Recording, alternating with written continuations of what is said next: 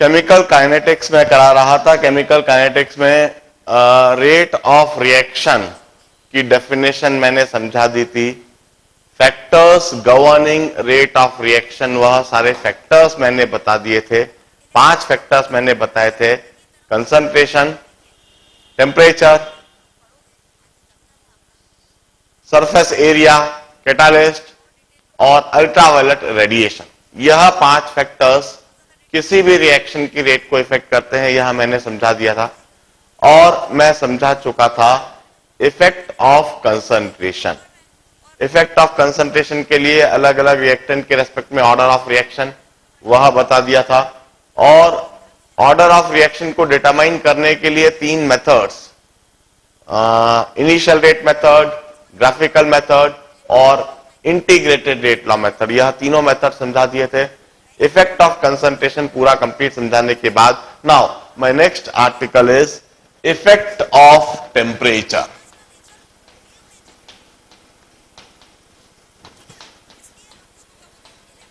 In this article हम यह समझने की कोशिश करेंगे how the rate of reaction varies with temperature. Temperature के साथ में रेट ऑफ रिएक्शन का वेरिएशन कैसे होता है, किस तरह से होता है, यह बात मैं समझाऊंगा।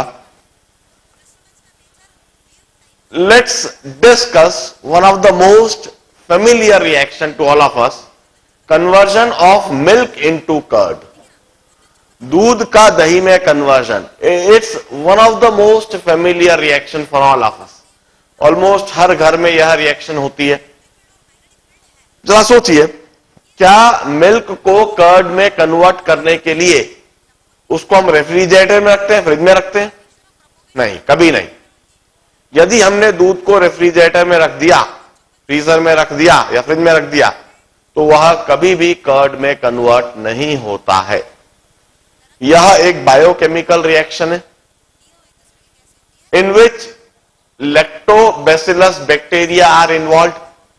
जब हम दूध को दही में कन्वर्ट करते हैं, in fact we are cultivating bacteria. हम उसके अंदर थोड़ा सा लैक्टोबैसिलस बैक्टीरिया डाल देते हैं और वह लैक्टोबैसिलस बैक्टीरिया वहां पर मल्टीप्लाई होने लगते हैं, ग्रो करने लगते हैं, and we use to cultivate their colonies. वहां पर लैक्टोबैसिलस बैक्टीरिया की कॉलोनी बनने लगती है और बढ़ती चली जाती है। For this reaction, the minimum optimum temperature is 14.5 degrees centigrade.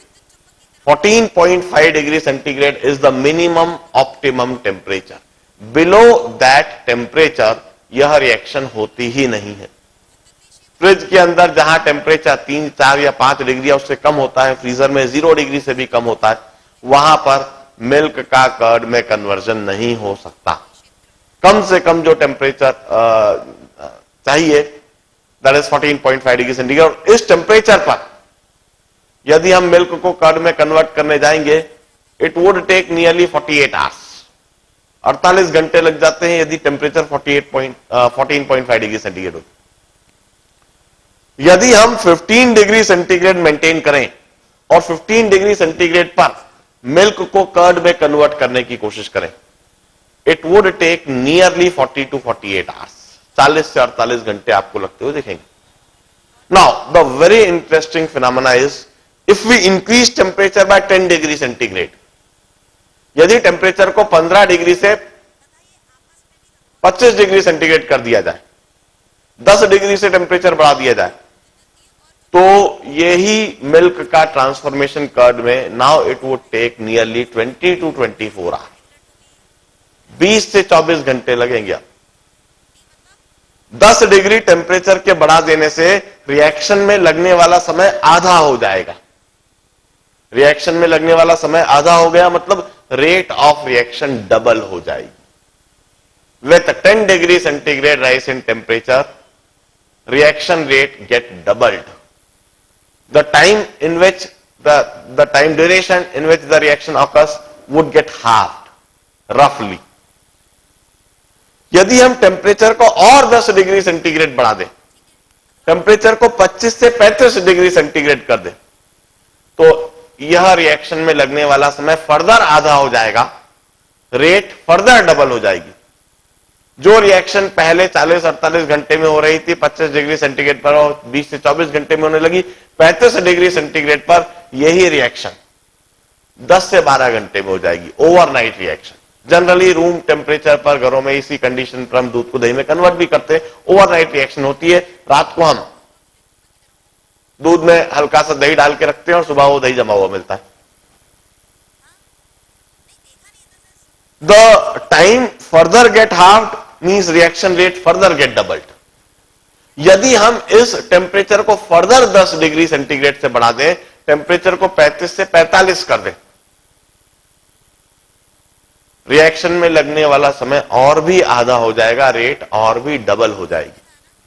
वही रिएक्शन अब 5 से 6 घंटे में हो जाएगी, rate of reaction further double. With every 10 degree centigrade rise in temperature, reaction rate get doubled nearly most of the reaction. ये हम discuss भले ही दूध और दही की रिएक्शन में कर रहे हैं, मगर it's a generalised concept which is applicable in most of the reaction. And for this particular reaction, conversion of milk into curd, ये एक biochemical reaction है। इस केस में not only lower optimum temperature, we also have higher optimum temperature. The higher optimum temperature for this reaction is 52 degree centigrade. एक बड़ा interesting सा fact है कि ऐसा नहीं है कि इस केस में आप टेम्परेचर बढ़ाते जाओगे तो रिएक्शन रेट बढ़ती चली जाएगी। 52 degree centigrade is the upper limit. यदि टेम्परेचर को आप 52 डिग्री सेंटीग्रेड से ज्यादा बढ़ा देते हो तो वंस अगेन रिएक्शन होना ही बंद हो जाएगी। मिल्क का कर्ड में कन्वर्जन 52 डिग्री सेंटीग्रेड से ऊपर होगा ही नहीं। We need to explain this behaviour, such behaviour of biochemical reaction और for any chemical reaction. Why do we have lower optimum temperature? Why do reaction rate multiply by 2 times for every 10 degree rise in temperature? How it occurs? And for biochemical reaction, why do we have upper optimum temperature? हमें यही सारी बात effect of temperature में detail में समझनी है और समझानी है। इफेक्ट ऑफ टेम्परेचर समझाने से पहले मैं एक कंसेप्ट इंट्रोड्यूस करता हूं, एक कंसेप्ट डिफाइन करता हूं, that is the concept of temperature coefficient.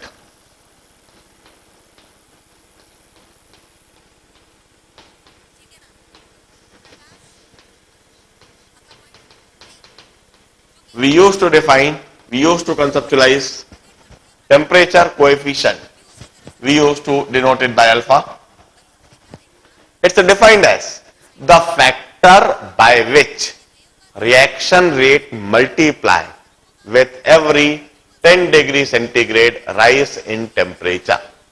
10 degree centigrade temperature बढ़ा देने से रिएक्शन रेट जिस फैक्टर से मल्टीप्लाई होगी, that is termed as temperature coefficient. The factor by which reaction rate multiply with every 10 degree centigrade rise in temperature. हर 10 degree centigrade temperature बढ़ा देने से जिस फैक्टर से रिएक्शन रेट मल्टीप्लाई होती है, it's expressed like this: rate at T plus 10 degree centigrade, rate at T plus 10 degree centigrade upon rate at T degree centigrade. This is rate at T degree centigrade and this is rate at T plus 10 degree centigrade. It gets multiplied by factor alpha. जैसा मैंने अभी अभी बताया है, alpha की value nearly 2 होती है, not exactly 2, nearly 2 के आसपास होती है। हर 10 डिग्री सेंटीग्रेड टेम्परेचर बढ़ाने से रिएक्शन रेट दुगनी होती है, लगभग दुगनी होती है। अल्फा की वैल्यू 1.7 से 2.3 के बीच में कुछ भी हो सकती है।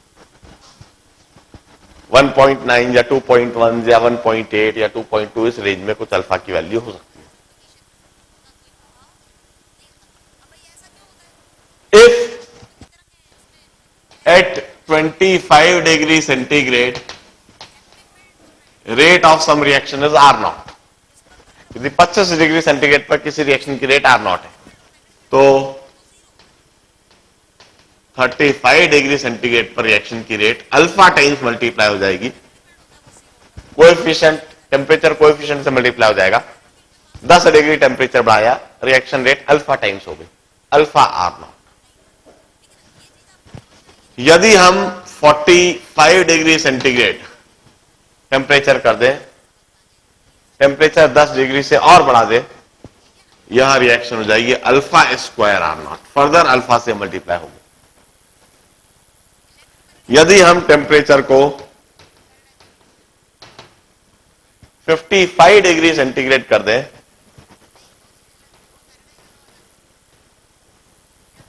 The reaction rate would become alpha cube R not.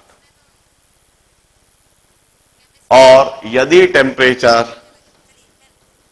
30 degree centigrade हो, 5 डिग्री सेंटीग्रेड से टेम्परेचर को बढ़ाए, then the reaction would be root alpha R naught.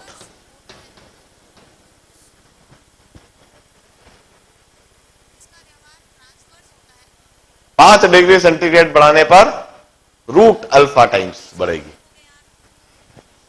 In short, if temperature is increased by delta T,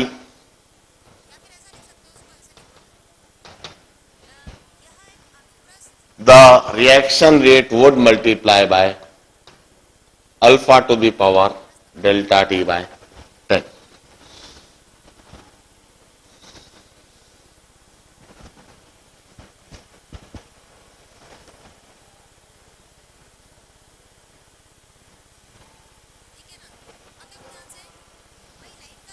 Alpha to the power delta t by 10.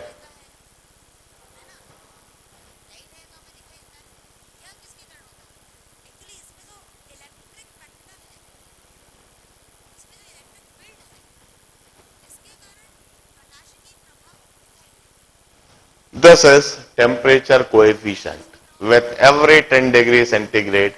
Delta T की जगह 10 रख के देख लो तो अल्फा टू दी पावर 1 होगा।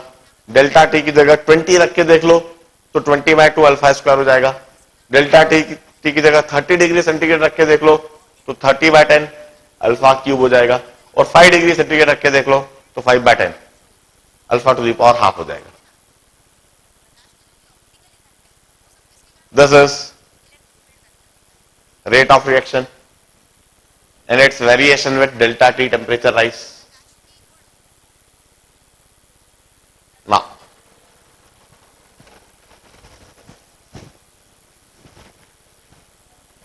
we need to explain this. यह तो टेम्परेचर के साथ रेट ऑफ रिएक्शन का वेरिएशन हुआ, हमें खास तो इस बात को समझाना है कि आखिर ऐसा क्यों होता है, क्यों टेम्परेचर के बढ़ाने से रेट ऑफ रिएक्शन इस तरह से बढ़ रही है, हमें यह बात समझानी है। इफेक्ट ऑफ टेम्परेचर को सबसे पहली बार एक्सप्लेन करने का प्रयास करा था अर्हेनियस ने।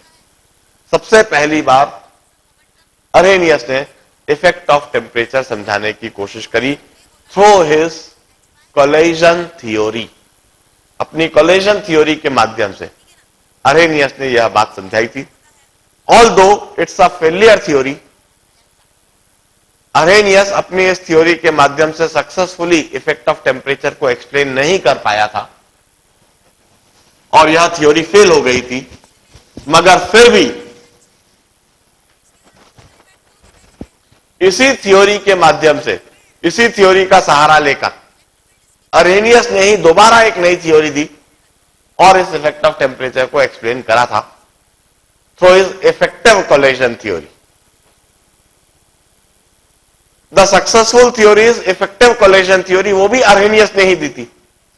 मगर उस सक्सेसफुल थ्योरी को समझने से पहले हम अर्हेनियस की पहली थ्योरी समझेंगे जो फेलियर रही और उसके फेल होने के कारण को समझेंगे, फिर हम सक्सेसफुल थ्योरी भी समझने की कोशिश करेंगे।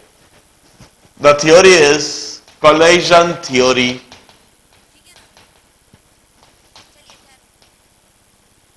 suggested by Arrhenius.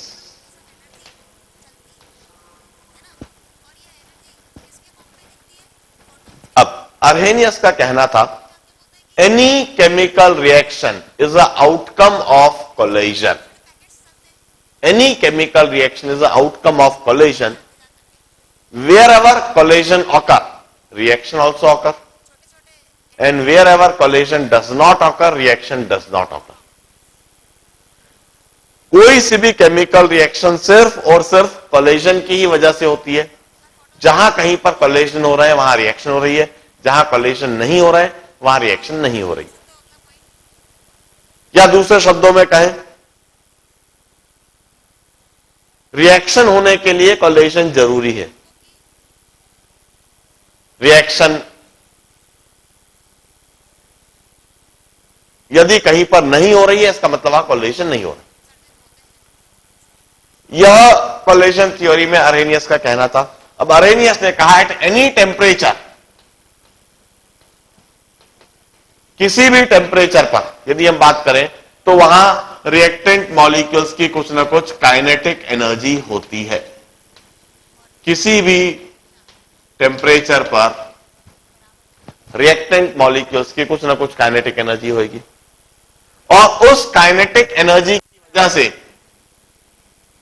वहां पर रिएक्टेंट मॉलिक्यूल का रैंडम मोशन होगा। उस काइनेटिक एनर्जी की वजह से रिएक्टेंट मॉलिक्यूल का रैंडम मोशन होगा और उस रैंडम मोशन की वजह से वहां पर रिएक्टेंट मॉलिक्यूल्स में कोलिजन होगा और उस कोलिजन की वजह से वहां पर रिएक्शन होगी। किसी भी टेम्परेचर की हम बात करें तो किसी भी टेम्परेचर पर टेम्परेचर की वजह से काइनेटिक एनर्जी होती है। Kinetic energy is given by 3/2 kT। K is Boltzmann constant. T is temperature. This is kinetic energy of a gas molecule.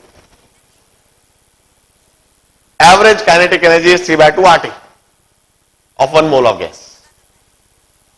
We used to say temperature की वजह से रिएक्टेंट मॉलिक्यूल के पास kinetic energy और kinetic energy की वजह से random motion हो, random motion करेंगे और रैंडम मोशन करेंगे तो आपस में टकराएंगे, कोलिजन होगा और कोलिजन होगा तो वहां पर रिएक्शन होगी। If we increase temperature, यदि हम टेम्परेचर इंक्रीज करते हैं तो टेम्परेचर के इंक्रीज करने से there would be increase in kinetic energy. यदि हमने टेम्परेचर इंक्रीज करा then there would be increase in kinetic energy और यदि हम काइनेटिक एनर्जी इंक्रीज हो गया then there would be increase in degree of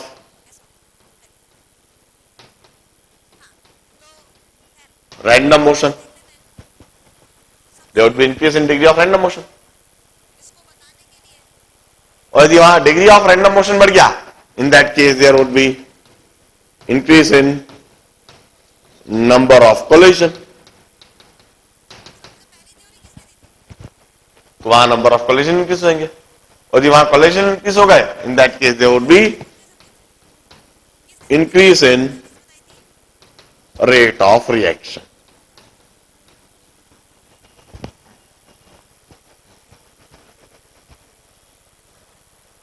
इस तरह से अरहेनियस ने अपनी कोलिजन थ्योरी में इफेक्ट ऑफ टेम्परेचर को एक्सप्लेन करा।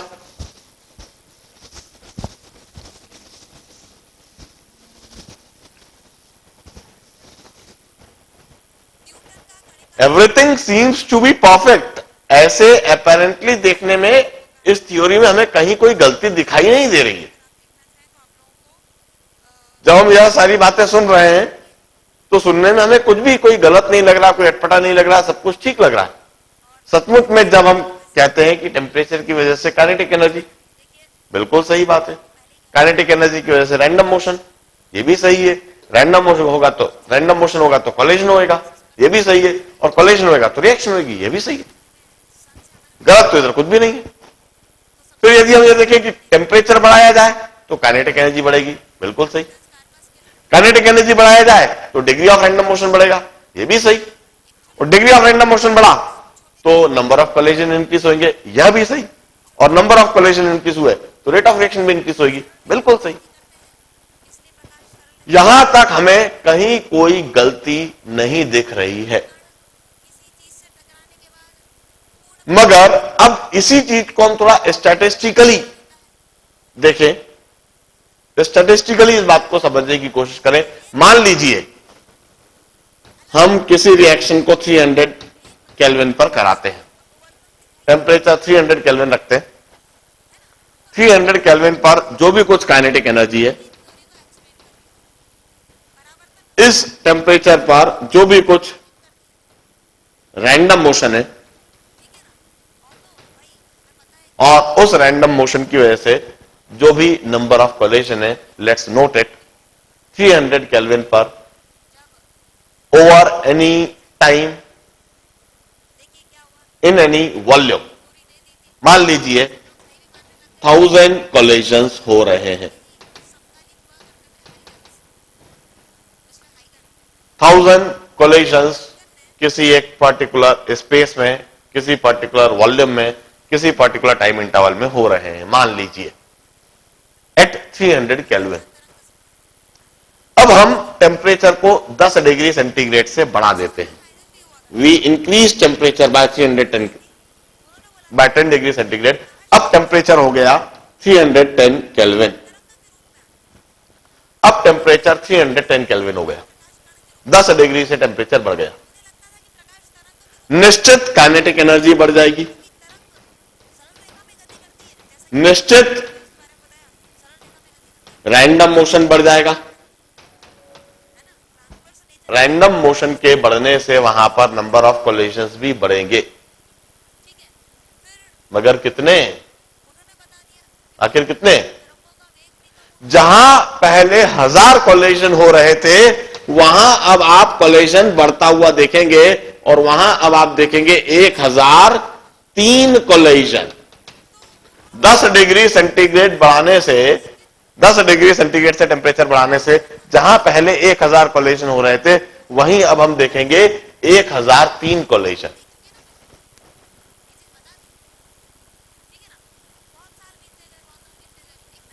The percentage increase in collision is 0.3%. 1000 में से 3 कोलिजन बढ़ गए। अब जरा आप सोचिए, यदि सचमुच में सिर्फ कोलिजन ही रिएक्शन की वजह है, सिर्फ कोलिजन की वजह से रिएक्शन हो रही है, तो 10 डिग्री टेम्परेचर के बढ़ाने से 0.3% इंक्रीज इन कोलिजन हुआ है। तो 0.3% इंक्रीज इन कोलिजन से रिएक्शन रेट को कितना बढ़ना चाहिए? 0.3%। जितने कोलिजन बढ़े उतना ही रेट ऑफ रिएक्शन बढ़ना चाहिए। मगर क्या प्रैक्टिकली आप ऐसा ऑब्जर्व करते हो? प्रैक्टिकली तो हम यह ऑब्जर्व करते हैं कि 10 डिग्री टेम्परेचर के बढ़ाने से रिएक्शन रेट डबल हो जाती है। मतलब रिएक्शन रेट 100% से इंक्रीज हो जाती है। क्या यह बात इधर आप समझ पा रहे हो? 10 डिग्री टेम्परेचर के बढ़ाने से क्या नंबर ऑफ कोलिजन आपको डबल होते दिख रहा है? नहीं, नंबर ऑफ कोलिजन में सिर्फ 0.3% इंक्रीमेंट आता है 10 डिग्री टेम्परेचर के बढ़ाने से। आई मीन टू से, हमें अर्हेनियस थ्योरी से, कोलिजन थ्योरी से यह बात तो समझ में आ गई, with increasing temperature rate of reaction would increase. मगर हमें यह बात कभी भी समझ में नहीं आई है, how rate of reaction get doubled with every 10 degree centigrade rise in temperature. Collision theory failed to explain this temperature coefficient, doubling of rate of reaction with 10 degree centigrade rise in temperature। इस बात को explain करने में collision theory fail हो गई। That's why it's a failure theory। यह एक failure theory कहलाई। अर्हेनियस ने अपनी इस थ्योरी के फेलियर को एक्सेप्ट कर लिया, मान लिया। अरेनियस स्वयं ही इस बात को समझ गया कि इस थ्योरी से हम इस बात को समझा नहीं पा रहे। अरेनियस ने अपने इस फेलियर को समझने, मानने और जानने के बाद फर्दर इसी टॉपिक पर काम करना, रिसर्च करना जारी रखा और वह तब तक काम करता रहा जब तक कि उसको एक सक्सेसफुल थ्योरी नहीं मिल गई।